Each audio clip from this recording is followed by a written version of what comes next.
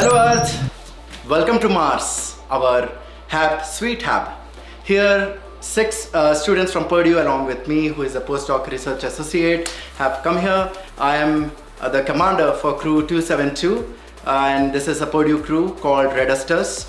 We are here for a rotation from January 1, 2023 to January 14, 2023.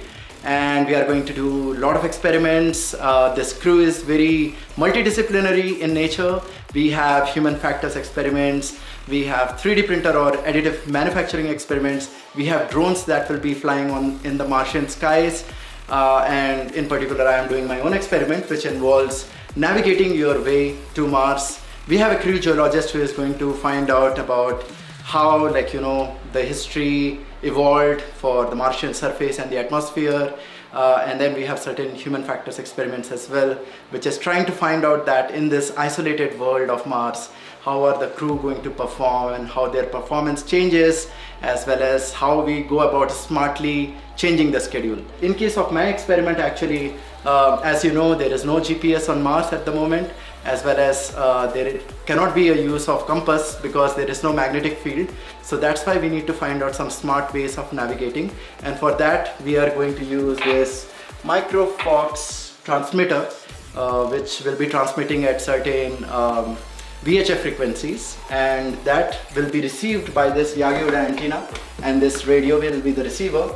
So then we will be able to actually navigate our way back to our sweet HAB, as well as we are going to use one more transmitter and we are going to place it at some other place so that we know our actual location in terms of latitude and longitude. So one transmitter will be here around the HAB and the other will be in some other direction, which is possibly like north and east, and we will find out our direction. Hello everyone, I'm Adriana and I'm crew 272's geologist. And my research is focusing on a paleoclimate reconstruction of the environment near MDRS and what it looked like in the past. So specifically, I'm focusing on ancient fluvial processes and what kind of river system existed when these rocks were deposited. And I'm also exceptionally interested in differences in depositional environments. So are we seeing any marine environments? Was it all fluvial, any sort of marshy or semi-tidal environments? And I'm doing that by looking at things like rocks and fossils. Especially this one here is an ancient oyster that is also known as the devil's toenails. And these are the kind of markers that can tell us what kind of environment existed in MDRS and how these fossils and rocks were transported here and why it looks like this today. Flight on Mars is no longer a dream. We had our Wright brothers moment on Mars with the flight of Ingenuity helicopter. And this here is Skydio 2, nicknamed Garude. You can do some pretty crazy things, capturing in 4K, maneuvering very quickly, doing very cool videography movements. And this is the very first drone to go to MDRS with AI-enhanced technology such as obstacle avoidance and smart tracking features. And the goal was to see all the benefits that it could help bring us, keeping humans safe, helping us find safe routes, navigational, helping us find cool formations, scouting, and also possibly saving an endangered astronaut through search and rescue. This drone is fantastic for scouting and navigation, but when you need a live video feed, such as during search and rescue, we would need a drone more specialized for search and rescue, providing a high quality live video feed, which makes it much easier for the operator to see.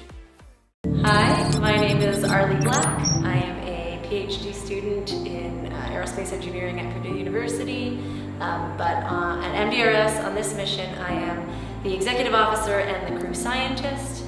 Specifically, I am researching human factors, so how do the isolation and confinement and extreme environment of the MDRS landscape and habitat, how does that affect human adaptation? So specifically what I'm looking at are kind of 3 tests.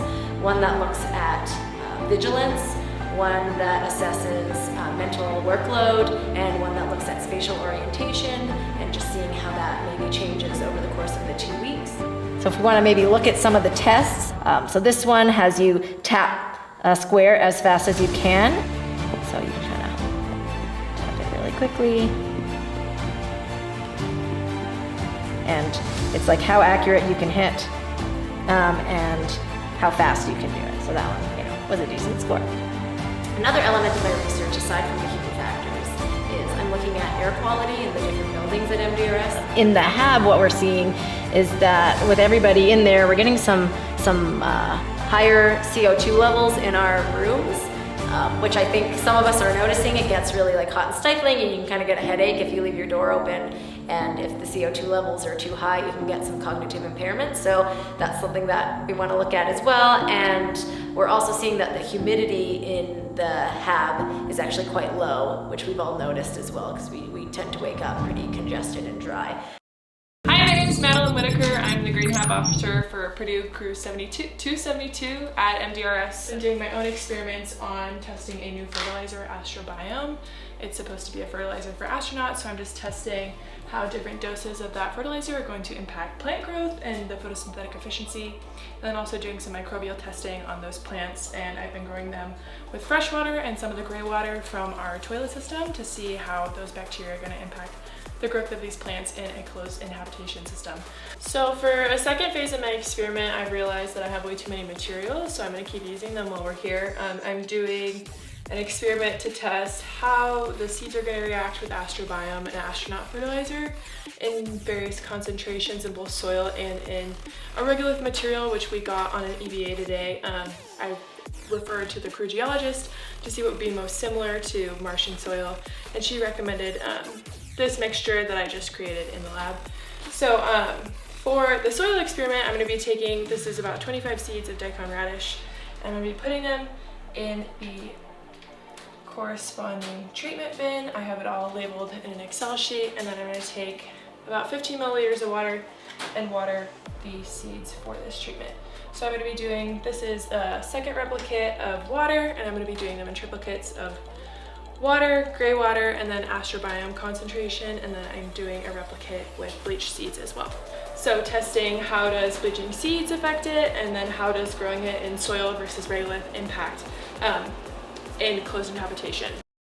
Hi, my name's Megan. I am the crew health and safety officer. In addition to keeping everybody safe and making sure everyone's feeling all right, my research here at MDRS involves 3D printing. So this morning I made a small bunny, and currently printing right now is a 7-gram scoop for our coffee grounds. I've printed some hammers and some other tools at home while testing it, and later this week I'm going to print some more rock hammers for our crew geologist Adriana to use in the field against the rocks here at MDRS. Alright, my name is Kenny. I'm the crew journalist for Crew 272, so for my position within the crew, I take a lot of pictures and I record the things that we do every day, but my research has to do with sort of autonomous crew independent scheduling of our crew members among the challenges that we experience in the Martian environment. So for longer missions beyond low Earth orbit, beyond Earth's atmosphere, past where the ISS is and into the Moon and Mars for these long-term habitats, crews are going to have to be a lot more independent because of the communication delay, because it takes the radio waves a longer time to reach those farther locations. So my research is to figure out how feasible it is to do that as a crew, to schedule yourselves and figure out your own priorities, and how you respond to the challenges of the environment and reschedule and change your priorities as the mission develops so that you can still accomplish everybody's research goals.